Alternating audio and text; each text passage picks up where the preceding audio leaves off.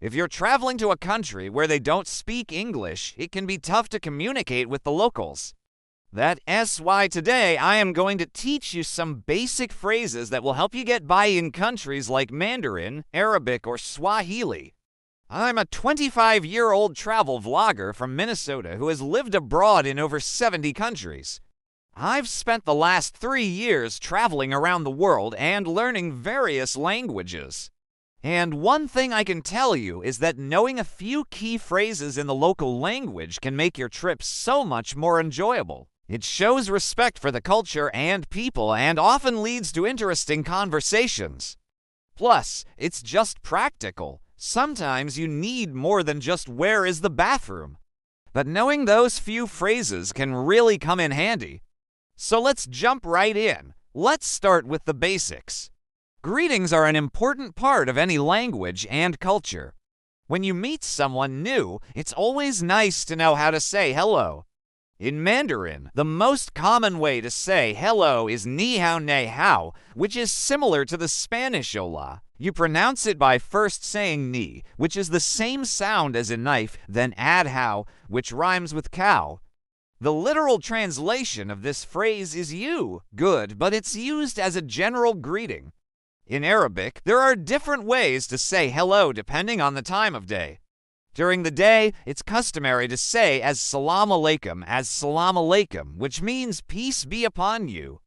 To reply, simply say Washington alaikum as salam,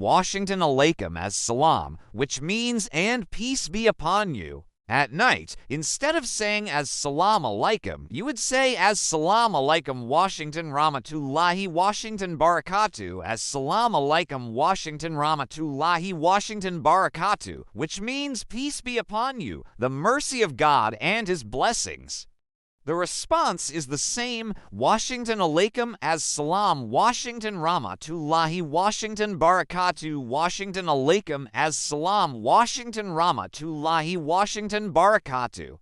Now if you want to show some extra kindness, you can add Washington as salam after either greeting, which means and peace. Now finally, in Swahili, the main greeting is hujambo, which means what's up? Or how are you doing? The response is nzuri, which means fine. You could also say hujambo to ask someone how are you, and they will likely respond with sijambo si hambu, meaning I am fine. Next, you should probably know how to introduce yourself. After all, you don't want to just say hello without also giving your name. In Mandarin, you can simply say W jiao wo jiao followed by your name. For example, W jiao yingu wo jiao yingui. In Arabic, you would say Ankani followed by your name. For example, Ank your name, Ani your name. And in Swahili, you can just say Jina langu and I, which means my name is, and then say your name. Now, I will admit these greetings might not be completely necessary if you're just traveling around. Most people you encounter, especially in touristy areas, will likely know some English. However, it's still a nice thing to know if you plan on living in the country or speaking to people outside of the tourist industry. Now let's move on to something a little more practical. How do you order food? Let's start with Mandarin.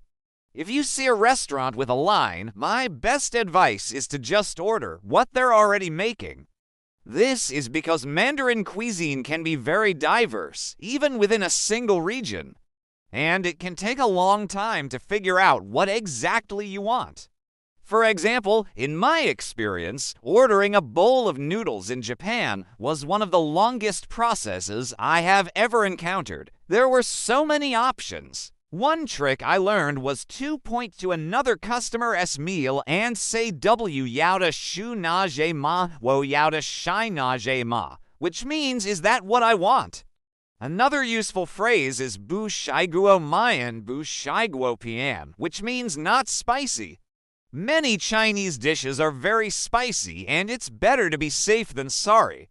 Also, don't forget to bring cash. Many restaurants require you to pay before you eat.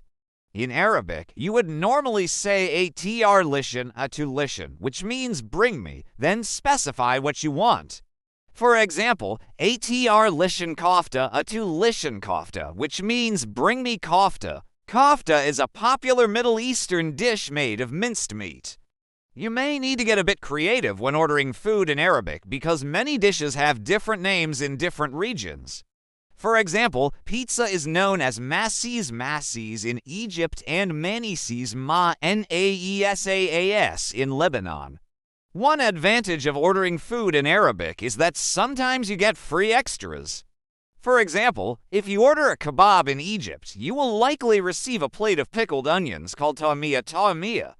Finally, in Swahili, you can say tafadali kilatia, which means please bring, and then you would say what you would like to eat. Or you could use the phrase napenda, which means I like, followed by the food you want. For example, napenda nyama choma, which means I like grilled meat. Now, let's talk about something we all love, shopping. Knowing how to shop in the local language can save you a lot of money. In Mandarin, you can simply say this is expensive or that is cheap to try to negotiate the price. If you don't know how to say the items, you can describe it. For example, zhao bien de qiu zhao zi by de ku zhao, which means this hat is good looking, or zhij zhong de bien sheng kiong de zhije zhong de by sheng kiong kiing de, which means these pants are too tight. Remember, tone matters in Mandarin, so be careful. In Arabic, you can try saying arbiyanath call, which means expensive. Or arbiyan takfir, which means cheap. Another useful phrase is ithna an ajar, which means take it easy. This phrase is great for when you're retrying on clothes and need the salesperson to be a little more gentle. In Swahili, you can say gani, which means how much, or kina helachach, which means it costs little money, or kina helaminji, which means it costs a lot of money. Alright, now that you've eaten some local food and bought some souvenirs, you might want to find a place to stay. So let's talk about booking accommodation. In Mandarin, you can say W xiang wikzhe fangzi wo xiang yizhe fangzi, which means I want a room. Specify whether you want a single room, double room, etc. You can also say yig du nuan de gio yije do yuan de jia, which means a quiet room. To inquire about the price, you can say sheng yuan gun yuan ju du shao chan sheng yuan guan yuan ju duo shao chan, which means how much is the single room per night. In Arabic, you can say yuradak yurig dak followed by the type of room you want.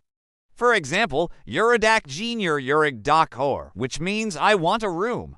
To ask about the price, you can say Ithna Narth Nar, which means how much is it per night. Finally, in Swahili, you can simply say Sasa Hivi and Ikiasi Gani, which means so how much is it? When booking a hotel, it is also important to know how to say I would like or I want in the local language. In Mandarin, you can say W xiang wo xiang or W yao wo yao. In Arabic, you can say yuradak yurig dak. And in Swahili, you can say napenda or ningapenda ning ape nda. Now that you know how to book a hotel, you might want to learn how to call one. In case you're feeling homesick, here's how to dial 911 in each language. In Mandarin, you can simply say W yao ying wad, wo yao ying wong, which means I want to make an international call. Once you get connected with an operator, explain your situation, and they will connect you with the appropriate emergency services. In Arabic, you can say Arjur Thalathith Ardut Lathith, which means I need help. Once you get connected with someone, explain your situation, and they will dispatch emergency services.